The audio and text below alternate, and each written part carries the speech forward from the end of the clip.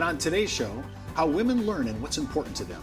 Part one of this week's series on what women want from financial advisors, with nationally recognized woman strategist, adult educator, and adjunct professor at Roosevelt University, Dr. Barb Provost. Hi everyone, I'm Steve Savant, syndicated financial columnist and contributing author to Innsmark, Life Specs, and Backroom Technician. Let's get down to business. Well, welcome to the show, Barb. Thanks, Steve. I should say Dr. Barb.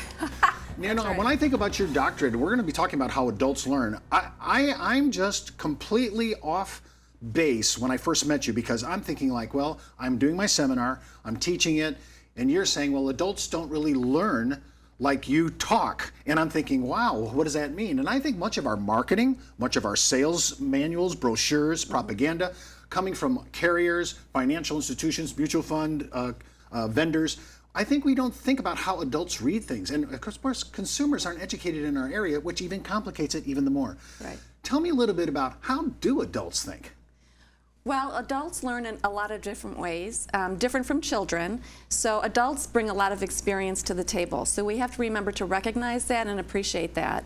And also, typically, adults are coming to a learning situation when they need to learn something. Something's happened in their life. Either they need to retool, get back into the workforce, or they've gotten a promotion, they need to learn a new skill or a new trade. Maybe they've gone through a life change, divorce, or death in the family, and they come to these situations where they need to learn something. So they're coming with an objective in mind. By the end of this session, by the end of this workshop, by the end of this course, I need to be able to do something differently. And that's typically what the motivation is for adults to come to a learning situation. Well, I remember when I first I already had my insurance licenses, and they asked me to come and learn securities. Series 6 was a pretty easy exam. Series 22 was a little tougher. But then I went to get the Series 7, and it was a learning experience. And I'm not really sure that they made that test for people in their midlife to educate in a 5-day course. That test is brutal, most brutal test I've ever taken. I'm not sure we talk that way, even in our industry. We're talking to consumers, we're talking B2B, business to business. I don't think we understand how we learn as an adult and how critical that could be in closing, sales, prospecting. All those things matter. True. And a lot of it is because the expert will come to the conversation with all of their vernacular and all of their terms, and when they go to the situation where they're selling something to someone, the person you're selling to doesn't have that level of information. So you can't start right in the middle or even at the tail end and go in with all of your highfalutin terminology and spill it out onto the table and assume that that person there knows what you're talking about, because the most important thing is they're not going to tell you. Oftentimes they don't understand what you're saying. So I've learned in my practice, I start at the beginning. I treat everybody like a beginner. I try not to insult them with elementary information. They have to tell me, you can bring it up. I kind of know that.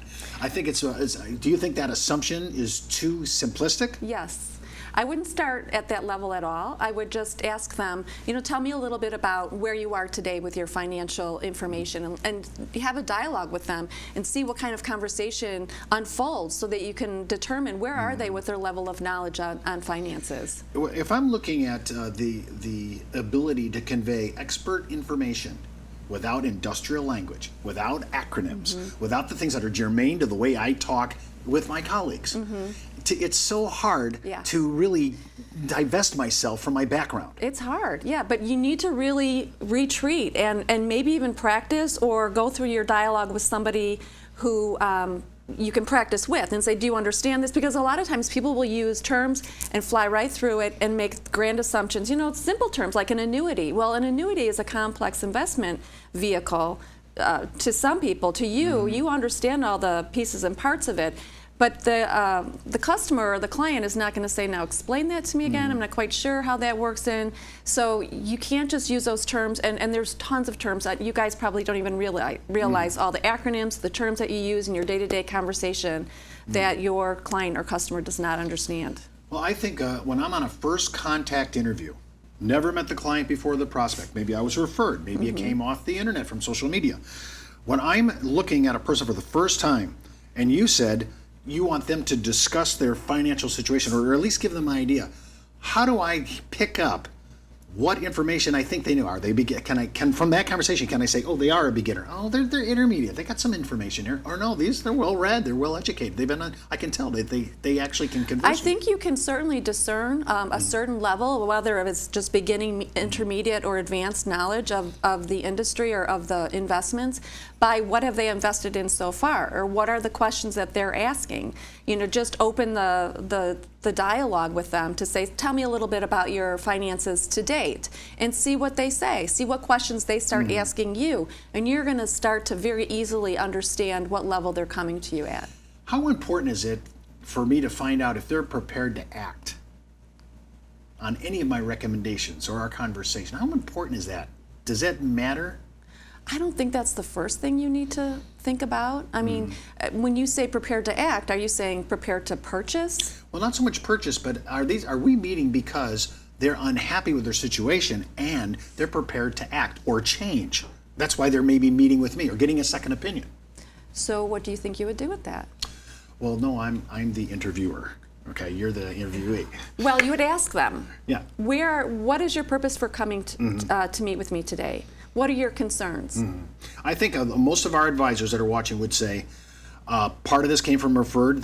We have a good real experienced advisors have referrals. Yes. But another one is they meet people in social events and they find out what they do. And the person says, have you ever had a second opinion? Although that's a very good prospecting tool that we use. So if he said, have you ever had somebody look at this? And would that bring any comfort to you or solace for you to look at, see if we can confirm or deny that it's what you're into is a good deal? So I think when we're exchanging information like that, I think it's a communication. We're at a first contact interviews. I think are very stressful for most advisors. We know, but we don't know how to engage it, and we don't know how adults learn, and we don't know how to convey it in a way that they'll pick it up and actually understand what I just said. I think that's a difficulty. I think it is a difficulty on both sides of the table. So I think a lot of that is just really starting that conversation with an open-ended question that says, what brings you to this meeting today? What are your concerns? How can I help you? And just sit back and listen. We come back from the break. We're going to tweak this a little bit and say not only how do adults learn, but how do adult women learn? We'll be right back after the break. It's not how much money you make for your clients, it's how much money they get to keep, especially in retirement. But retirement income could cause Social Security benefits to be taxed. One tax advantage alternative is life insurance designed as a non-modified endowment contract that can generate tax-free income without taxing Social Security benefits. These contracts offer differing funding options depending upon your client's risk tolerance. For more information on how life insurance can be part of your retirement planning, just email me at steve@downtobusiness.tv. Brought to you by Ash Brokerage, the practice enhancement company.